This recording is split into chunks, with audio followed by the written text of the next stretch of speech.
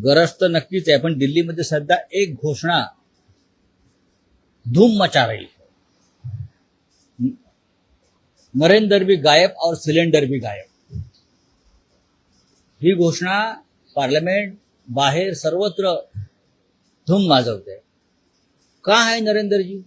नरेंद्र जी केरल में है, नरेंद्र जी कहाँ है? नरेंद्र जी तमिळनाडू में है, आसाम में है। नरेंद्र जी पार्लियामेंट मध्ये नाही आणि सिलेंडर लोकांच्या घरात नाही। त्याच्यामुळे बैठक घेणार कोण? बैठक घ्यायला प्रधानमंत्री पाहिजेत ना, ते नाही आहेत। आणि जे राहुल गांधी सांगतायत ते सत्य आहे। यापुढे नरेंद्र मोदी